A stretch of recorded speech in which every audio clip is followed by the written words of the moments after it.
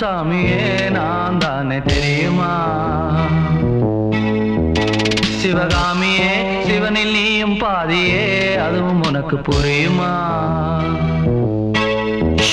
சுபலாலி லாலியே லாலி லாலி.